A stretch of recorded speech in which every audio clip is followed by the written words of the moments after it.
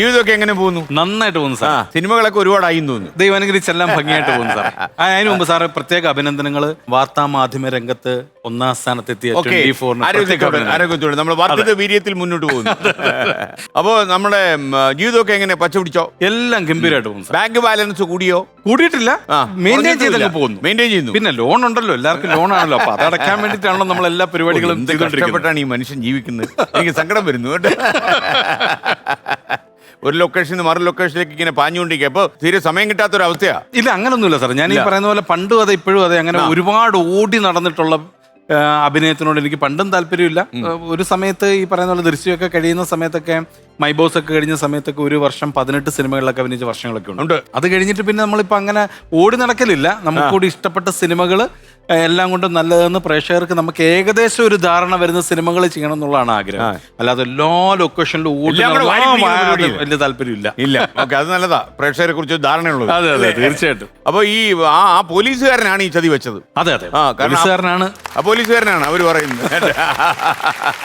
ഈ പോലീസുകാരൻ കുറച്ച് അടിമുടി വില്ലനായിരുന്നു അല്ലേ? അതെ, വില്ലൻ എന്ന് പറയാൻ പറ്റില്ല. ചിലര് പറയുന്നത് ന്യായം പോലീസുകാരന്റെ സഹദേവന്റെ ഭാഗത്താണെന്നാണ് പറയുന്നത്. കാര്യം പുള്ളി കണ്ട ഒരു കാര്യം പ്രൂവ് ചെയ്യാൻ വേണ്ടിയിട്ടാണ് ഇദ്ദേഹം കടന്ന് ബുദ്ധിമുട്ടുന്നു. അതിന് ഓപ്പോസിറ്റ് ജോർജ് കുട്ടി ആയത് ലാലേട്ടൻ ആയതുകൊണ്ടാണ് മലയാളികൾക്ക് എന്നോട് ദേഷ്യം കൂടിയത്. ലാലേട്ടനെ ഞാൻ തോപ്പിക്കാൻ മലയാളികൾ സമ്മതിക്കില്ല, ഒരു കാരണവശാലും സമ്മതിക്കില്ല. ഒരു കാരണവശാലും. ലാലേട്ടൻ എന്ത് ചെയ്താലും നാട്ടുകാർ അവരുടെ കൂടെയാണ്. അപ്പൊ അതുകൊണ്ട് എല്ലാരും പറയാറുണ്ട് നിങ്ങളാണ്. ഇതിനിടയ്ക്ക് ഭാര്യ എടുത്തിട്ട് ചവിട്ടിന്ന് കേട്ടു. ഭാര്യ മോളും ഒക്കെ ചവിട്ടി സാറേ, നന്നായിട്ട്. ഈ സിനിമ അവര് ദൃശ്യം കണ്ടിറങ്ങിയ ശേഷം ആ രാത്രിയിലാണോ സംഭവിച്ചത്? ആ രാത്രി അതുവരെ വലിയ കുഴപ്പങ്ങളില്ലായിരുന്നു. അപ്പൊ അന്ന് സെക്കൻഡ് ഷോ കഴിഞ്ഞപ്പോൾ ഞാൻ പറഞ്ഞു, മോളോട് പറഞ്ഞു, അവരും മോള് കുഞ്ഞാണ്. അപ്പൊ ഞാൻ പറഞ്ഞു, മോളെ ഇങ്ങനെ അപ്പ തല്ലുന്നുണ്ട് ഒരു കിച്ചനെ, പക്ഷെ അത് ആക്ഷനാണ്, അഭിനയമാണ്. പിന്നെ ബാക്കി ശബ്ദം ഇടുകയാണ്, സീരിയസ് ആയിട്ട് കാണരുതെന്നൊക്കെ പറഞ്ഞായിരുന്നു. പക്ഷെ സിനിമ കണ്ടു കഴിഞ്ഞപ്പം ഇറങ്ങിയപ്പോൾ ഞങ്ങളോട് ചോദിച്ചു, മോളെ എങ്ങനെയുണ്ട്? കുഴപ്പമില്ല, ഇപ്പൊ ആക്ടിങ് അല്ലേ എന്ന് പറഞ്ഞു. വീട്ടിൽ ചെന്നതും ഭാര്യയും മോളും കൂടെ തള്ളി അകത്തോട്ടിട്ട് ആവോട്ട് ഇവിടുന്ന് ഇടിയായിരുന്നു. പറഞ്ഞാൽ സീരിയസ്ലി ഇടിയായിരുന്നു, നല്ല സീരിയസ് ആയിട്ട് ഭർത്താവിന്റെ ജീവിതത്തിൽ നല്ലൊരു അനുഭവം. അത് നല്ലതായിരുന്നു. ഏതൊരു ആക്ടറിനും അംഗീകാരം. അത്രയും റിയലിസ്റ്റിക് ആയിട്ട് അവർക്ക് തോന്നിയെങ്കിലല്ലേ അവർ ഇടിക്കും. തീർച്ചയായിട്ടും കളി. അതെ അതെ.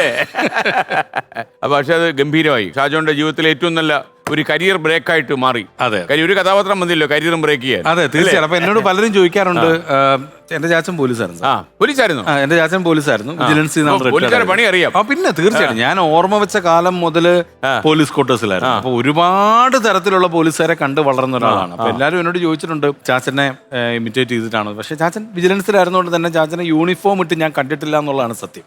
അപ്പൊ ഒരിക്കലും ചാച്ചനൊരു പോലീസുകാരനാണെന്ന് തോന്നൽ എന്നിലുണ്ടായിട്ടില്ല. പക്ഷെ പല തരത്തിലുള്ള ആൾക്കാരെ ഞാൻ കണ്ടിട്ടുണ്ട്. അപ്പൊ അവരുടെയൊക്കെ എന്തെങ്കിലും ഒരു ഇൻഫ്ലുവൻസ് ചിലപ്പോൾ ആ സമയത്ത് ഉണ്ടായേക്കാം. ഇതിന്റെ ഇടയ്ക്ക് ഷാജോന്റെ വളർച്ചയിലൊക്കെ താല്പര്യമുള്ള ചില ആൾക്കാർ പറയുന്നുണ്ട്, എപ്പോഴും ഈ കോൺസ്റ്റബിളിന്റെ യൂണിഫോം ഷാജോൻ കൊണ്ടു നടക്കുക. കാര്യം എപ്പോഴും അഭിനയിക്കാൻ വിളി വരുന്ന അറിയത്തില്ല, എപ്പോഴും കയ്യിൽ കാണും പോലീസ് കോൺസ്റ്റബിളിന്റെ വേഷം. അല്ല, ഒരു സമയത്ത് അങ്ങനെ ഒരു തമാശ വരെ നമ്മുടെ നസീർക്ക്, കോട്ടയം നസീർക്കൊക്കെ കൂടി ഉണ്ടാക്കിയായിരുന്നു, പിഷാരുടെയൊക്കെ കൂടി. കാര്യം ലാലേട്ടന് മറ്റേ ലഫ്റ്റനന്റ് കേണൽ പദവി കിട്ടിയ സമയമാണ്.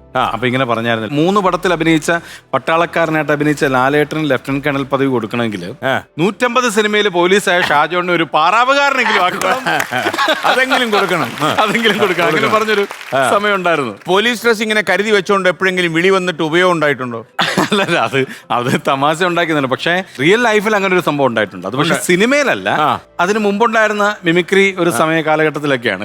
അത് പറയുകയാണെന്നുണ്ടെങ്കിൽ പ്രോഗ്രാമിന് പോകുമ്പോൾ നമ്മളെ കോസ്റ്റ്യൂം നമ്മൾ തന്നെ കൊണ്ടുപോകണല്ലോ. സിനിമയിലെല്ലാം അവരൊക്കെ തരുള്ളൂ, നമ്മൾ തന്നെ കൊണ്ടുപോകണം.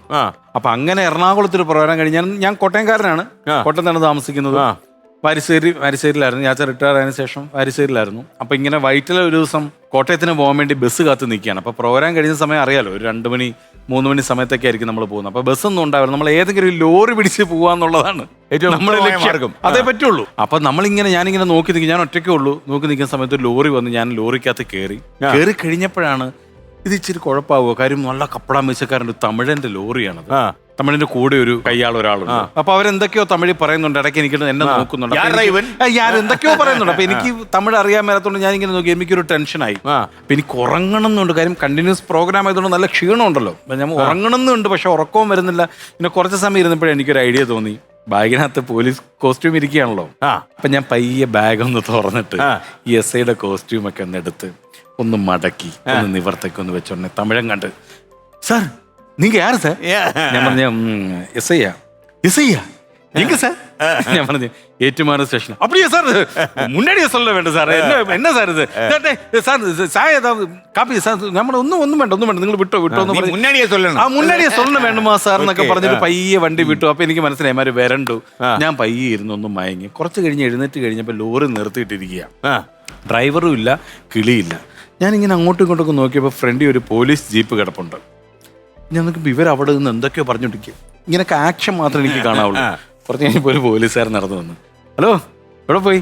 ഞാൻ പറഞ്ഞല്ല സാർ ഞാൻ ബാബാ എന്നെ പയ്യെ ഇറക്കി. ഏറ്റുമാനൂരാണ് സ്ഥലം. നേരെ അങ്ങോട്ട് കൊണ്ടുവന്ന് പോലീസ് ചെക്കിങ്ങാ. തമിഴ് സാർ சொல்லுங்க சார் நீங்க யாருன்னு சொல்லுங்க சார் இவருக்கு தெரியாது சார் சொல்லுங்க சார் ഞാൻ പറഞ്ഞാലേ ഞാൻ ആരാന്ന് പറഞ്ഞേ ഞാൻ ഇങ്ങനെ ഉണ്ടായിരുന്നു. തമിഴ് പറഞ്ഞു സാർ സാർ എന്ന് പറഞ്ഞോണ്ട് തമിഴിനോട്ട് ഒരു ഒറ്റ അടിയാ. നോക്കുമ്പോ ജീപ്പിൽ നിന്ന് ഇറങ്ങി വരിക. പിന്നെ ഞാൻ ആരാടാന്ന് ചോദിച്ചിട്ട് അവിടുത്തെ തമിഴിനെ എപ്പോഴേ വിട്ടു. എന്നെ 2 ദിവസം കഴിഞ്ഞിട്ട് ചാച്ചന്റെ ഇൻഫ്ലുവൻസിലൊക്കെയാണ് പിന്നെ പിറ്റേ ദിവസം എന്നെ വിട്ടത്. ഒരു ദിവസം നമ്മൾ ഏറ്റുമാനൂർ സ്റ്റേഷൻ കാര്യമില്ല.